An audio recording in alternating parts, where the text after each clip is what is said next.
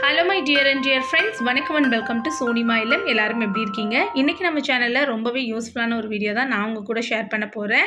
உங்களுக்காகவே இந்த வீடியோவை நான் ரொம்ப டெடிகேட்டிவா பண்ணியிருக்கேன். ஸோ வீடியோவை ஸ்கிப் பண்ணாம பாருங்க. நம்ம ஃப்ரிட்ஜில் வந்து காய்கறிகளை ரொம்ப நாள் வர மாதிரி எப்படி ஸ்டோர் பண்ணுறது, வாடாமல் வதங்காமல் நம்ம வச்ச மாதிரியே நம்ம எடுத்து சமைக்கும் போதும் இருக்கணும்னா என்னென்ன டிப்ஸ்லாம் ஃபாலோ பண்ணணும் தான் இந்த வீடியோவில் சொல்லியிருக்கேன். ஃபஸ்ட்டு காய்கறி எல்லாமே வாங்கிட்டு வந்துட்டேன் தேவையான அளவுக்கு இந்த வீக்குக்கு. ஸோ அதில் வந்து இஞ்சை மட்டும் தண்ணி ஊற்றி ஊற வச்சுக்கிறேன். ஏன்னா நிறைய மண் இருக்குது. ஸோ இதை ஊற வச்சதுக்கப்புறமா இதை எப்படி ஸ்டோர் பண்ணுறதுன்னு நான் சொல்கிறேன்.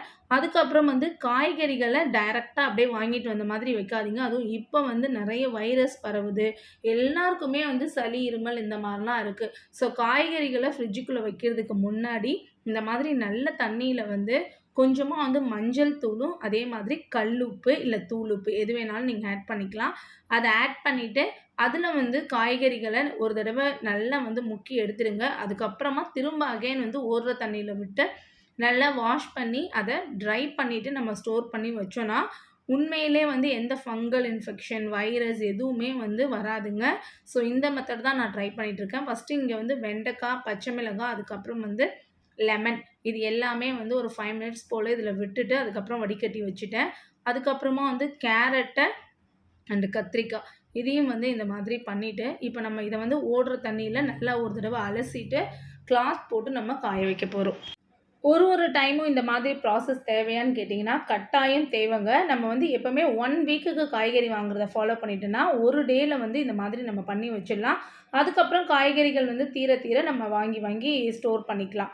ஸோ வீக்லி ஒன்ஸ் இந்த மாதிரி ஃபாலோ பண்ணிக்கோங்க. நடுவில் எந்த காய்கறி வேணுமோ அப்போ அதை மட்டும் எடுத்து பண்ணும்போது நமக்கு சிரமம் வந்து கொஞ்சம் கம்மியாக இருக்கும். அவ்வளோதான் ஃப்ரெண்ட்ஸ். அதே மாதிரி தக்காளியும் அதே மெத்தட்லேயே வந்து மஞ்சள் தூள் போட்டு உப்பு போட்டு நான் வாஷ் பண்ணிவிட்டு நல்ல தண்ணியில் ஒரு தடவை வாஷ் பண்ணி இந்த மாதிரி ட்ரை பண்ணிக்கிறேன். ஸோ இந்த காய்கறிகள் எல்லாமே ட்ரை ஆகட்டும். அதுக்குள்ளே நம்ம வந்து மற்ற காய்கறிகளை எப்படி ஸ்டோர் பண்ணுறதுன்னு பார்த்துடலாம். நம்ம சேனல்லையே இஞ்சி ஸ்டோர் பண்ணுற வீடியோ போன வீடியோவில் கூட நான் போட்டிருக்கேன். ஸோ அதை பார்த்தாலுமே உங்களுக்கு ஒரு ஐடியா கிடைக்கும். பட் இது வந்து ஒரு ஃபுல் ஃப்ளெஜ்டான வீடியோ அப்படின்றதுனால நான் இதுலேயுமே உங்கள்கிட்ட காமிச்சிருக்கேன். நம்ம கழுவின இஞ்சியை வந்து இந்த மாதிரி கிளாத் போட்டு நல்லா தொடச்சி எடுத்துக்கிறேங்க. தொடச்சி எடுத்துகிட்டு இதை வந்து நான் ஒரு ஆடி யூனி ரேப்ஸ் அப்படின்னு சொல்லிட்டு ஒரு ரேப்ஸ் வாங்கியிருந்தேன்னு போன வீடியோலேயே சொல்லியிருந்தேன் இல்லையா, அந்த ரேப்பில் தான் இதை வச்சு நான் ஸ்டோர் பண்ண போகிறேங்க. ஆக்சுவலாக இதை வந்து உங்களுக்கு தேவையான சைஸில் நீங்கள் தோல் சீவியோ இல்லை தோல் சீவாமலோ கட் பண்ணிக்கோங்க. இந்த ரேப் வந்து பார்த்தீங்கன்னா ஒரு ரீயூசபிள் தாங்க. ஸோ 1 டைம் யூஸ் மட்டும் கிடையாது. இதை வந்து நம்ம நெக்ஸ்ட் மீல் பிளான் ப்ரிப்பேர் பண்ணும்போதும் இதே இஞ்சை வந்து நம்ம இதே பேப்பர்லேயே வந்து ஸ்டோர் பண்ணிக்கலாம். ஸோ காசு ஒன்றும் அந்த அளவுக்கு வந்து வேஸ்ட் ஆகாதுங்க இந்த பேப்பர் வாங்குறதுனால. இதோட லிங்க் வந்து அமேசான் லிங்க் இருக்குது, நான் வந்து டிஸ்கிரிப்ஷனில் கொடுக்குறேன். உங்களுக்கு தேவைன்னா நீங்களும் வந்து வாங்கி வச்சுக்கோங்க. இது இந்த மாதிரி ஸ்டோர் பண்ணுறதுக்கு மட்டும் இல்லாமல் நம்ம அவன்லேயே வந்து யூஸ் பண்ணிக்கலாம். நான்ஸ்டிக் தான் இது. ஆயிலே இல்லாமலே வந்து நம்ம எக்லாம் வந்து இதில் போடலாம். ஸோ இப்போ இதுக்குள்ளே வச்சு இந்த மாதிரி ரப்பர் பேண்ட் போட்டு நான் இந்த இஞ்சை தனியாக எடுத்து வச்சிடுறேன். அதுக்கப்புறமா இன்னும் கொஞ்சம் இஞ்சை கட் பண்ணி இந்த மாதிரி ஒரு கண்ணாடி கண்டெய்னரில் போட்டு வாட்டர் ஃபில் பண்ணி வச்சிடுறேன். இதுவுமே வந்து ரொம்ப நாள் ஃப்ரெஷ்ஷாக இருக்குங்க. அடுத்ததான் முக்கியமான பொருள் லெமனையும் இந்த மாதிரி மெத்தடில் தான் நான் ஒரு 3 லெமனை வந்து ஸ்டோர் பண்ணுறேன். மீதி இருக்கக்கூடிய லெமனை வந்து நான் இந்த மெத்தடில் ஸ்டோர் பண்ணுறேங்க. ஆக்சுவலாக நம்ம வீட்டில் இந்த ஃபுட்டெல்லாம் மற்றவங்களுக்கு கொடுத்து அனுப்புறதுக்கு குல்ஃபிலாம் பண்ணுறதுக்காக வாங்கி வச்சுருக்க ஃபுட் ஃபாயில் ஷீட் தான் இது. இந்த அலுமினியம் ஃபாயில் ஷீட்டில் கொஞ்சமாக எடுத்து ஒரு லெமனுக்கும் இண்டிவிஜுவலாக இந்த மாதிரி சுருட்டி வச்சுக்கிறேங்க. ஸோ இந்த மாதிரி பண்ணிக்கலாம். சப்போஸ் ஃபாயில் ஷீட் இல்லாதவங்க வந்து நீங்கள் வீட்டில் இருக்க நியூஸ் பேப்பரை கூட நம்ம வந்து இதில் சுருட்டி வச்சுக்கலாம். சில பேர் கண்டிப்பாக சொல்வீங்க இதில் இருக்க அந்த பிரிண்டட் வந்து உடம்புக்கு நல்லது இல்லை அப்படின்னு சொல்லிட்டு. நம்ம மேக்ஸிமம் வந்து லெமனை தோலோடு போக போகிறதில்ல, அதில் இருக்க சாறு தான் யூஸ் பண்ணுறதுனால எந்த ப்ராப்ளமும் இல்லை ஃப்ரெண்ட்ஸ். அடுத்த மெத்தட் பார்த்துடலாம். உங்ககிட்ட அதிகமாக இந்த மாதிரி லெமன் சேர்ந்துடுச்சுன்னா நீங்கள் ஊறுகாய் வந்து பண்ணி வச்சுப்பீங்க இல்லையா, அதை அப்படி பண்ண முடியல அப்படின்னா இந்த மாதிரி கட் பண்ணி நீங்கள் சாறு பிழிஞ்சு வச்சுக்கலாம். ஸோ சாறு பிழிஞ்சு இந்த மாதிரி பாட்டிலில் ஊற்றி வச்சுட்டிங்கன்னா உங்களுக்கு ஜூஸ் போடுறதுக்கும் சரி, அதே மாதிரி ஒரு லெமன் சாதம் செய்ய போகிறீங்கன்னா டக்குன்னு எடுத்து பண்ணுறதுக்கும் வந்து இந்த மெத்தட் வந்து ரொம்ப யூஸ்ஃபுல்லாக இருக்கும். ஸோ அதிகமாக லெமன் இருக்க பட்சத்துலேயோ இல்லை உங்களுக்கு தேவையான பட்சத்துலேயோ நீங்கள் இந்த மாதிரி ஸ்டோர் பண்ணி வச்சுக்கலாம் ஃப்ரெண்ட்ஸ். அடுத்தது முருங்கைக்காய் வந்து வெளியில் வச்சாலும் சரி, ஃப்ரிட்ஜில் டைரெக்டாக வச்சாலும் சரி உடனேவே வந்து வேஸ்ட் ஆகிடுங்க. ஸோ அந்த மாதிரி இல்லாமல் இருக்கிறதுக்கு நான் முருங்கைக்காவை வந்து இந்த மாதிரி கட் பண்ணிக்கிறேன். உங்களுக்கு தேவையான ஷேப்பில் வந்து நீங்கள் கட் பண்ணிக்கோங்க. கட் பண்ணதுக்கப்புறமா டைரெக்டாக நீங்கள் வந்து சில்வர் கண்டெய்னரில் போட்டு வச்சிங்கன்னா அது வந்து கம்ப்ளீட்டாக வந்து வேஸ்ட் ஆகிடுங்க. அந்த மாதிரி இல்லாமல் இந்த மாதிரி ஒரு ஏர் டைட்டான பாக்ஸில் வந்து டிஷ்யூ பேப்பர் போட்டுட்டு அதுக்கப்புறமா வந்து மூடி போட்டு வச்சிங்கன்னா முருங்கைக்காய் எப்படி வாங்கணுமோ அந்த மாதிரியே இருக்கும். கண்டிப்பாக இந்த மெத்தடை ட்ரை பண்ணி பாருங்கள். அடுத்ததான் நம்ம ஸ்டோர் பண்ண போகிறது தக்காளி தான். நம்ம டெய்லி சமையலில் அதை யூஸ் பண்ணுறோம். ஸோ அதை வந்து கொஞ்சம் ப்ராப்பராக ஸ்டோர் பண்ணி வச்சுக்கணும். நம்ம கழுவி காய வச்சதுனால நல்ல தக்காளி பலபலன்னு இருக்குது பாருங்கள். இப்போ இந்த மாதிரி நாலா பக்கமும் ஹோல்ஸ் இருக்க மாதிரியான ஒரு ஹேண்டில் வச்ச கண்டெய்னர் தான் எடுத்துக்கிறேன். அதில் டிஷ்யூ போட்டுட்டு நான் தக்காளியை வந்து கீழ்ப்பக்கம் அந்த கண் இருக்க மாதிரி அடுக்கி வச்சுருக்கேங்க. ஸோ இந்த மாதிரி வைக்கும்போது தக்காளி அழுகாமல் நல்ல லாங் லைஃப் வரும்.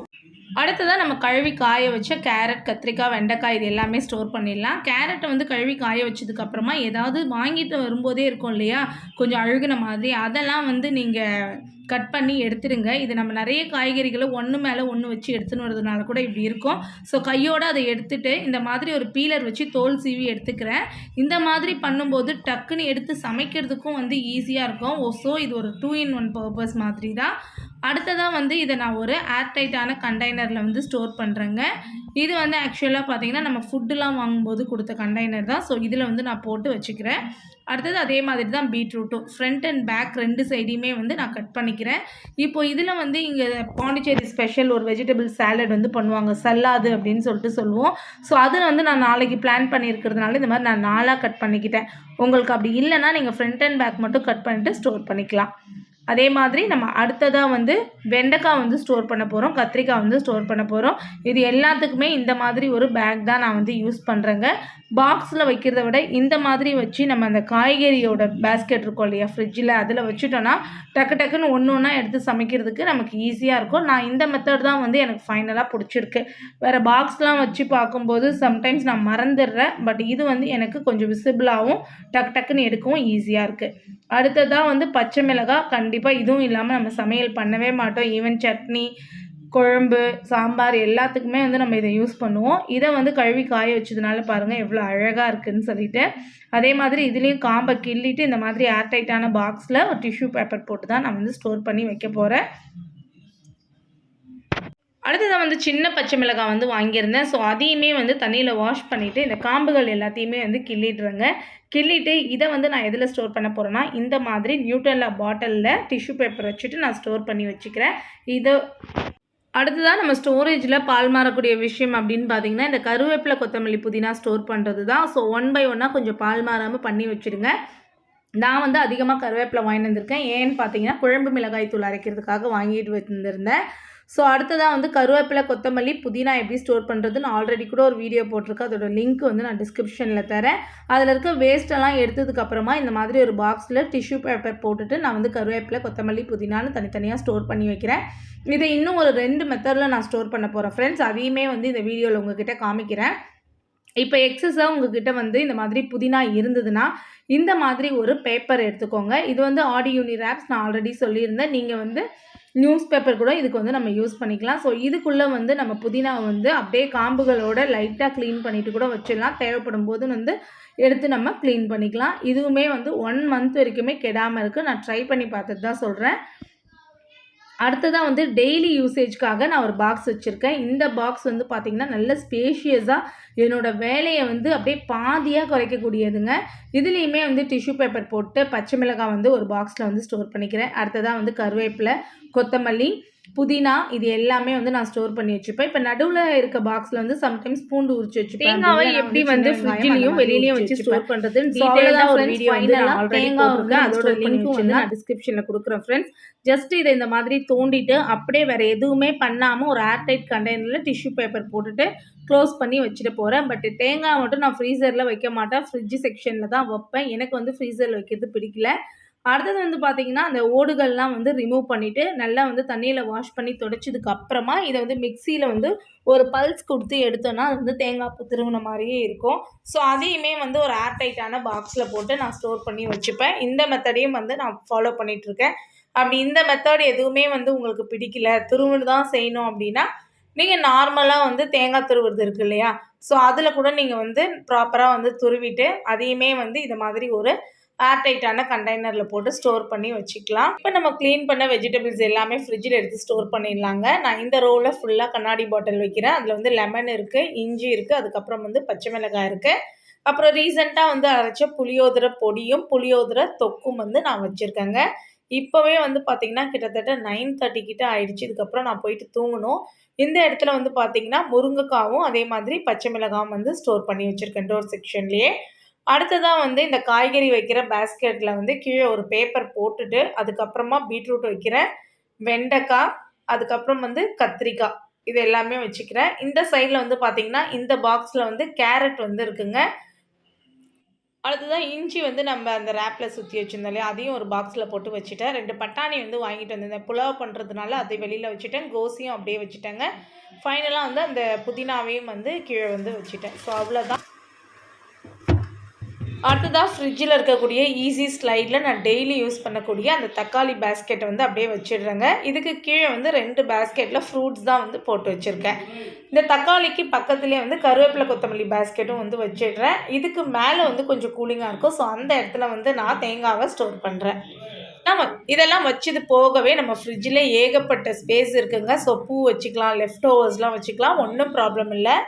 ஓகே ஃப்ரெண்ட்ஸ், இந்த வீடியோ கட்டாயம் உங்களுக்கு யூஸ்ஃபுல்லாக இருந்திருக்கும். இந்த வீடியோ பிடிச்சிருந்ததுன்னா நம்ம சேனல் சோனிமா இல்லத்தை மறக்காமல் சப்ஸ்கிரைப் பண்ணிக்கோங்க. உங்கள் ஃப்ரெண்ட்ஸ்க்கும் நம்ம சேனலை பற்றி சொல்லி அவங்களையும் வந்து சப்ஸ்கிரைப் பண்ண சொல்லுங்கள். தேங்க்யூ ஃபார் வாட்சிங் மை வீடியோ. நன்றி, வணக்கம். மீண்டும் இன்னொரு வீடியோவில் உங்களை சந்திக்கிறேன். Tata, bye by.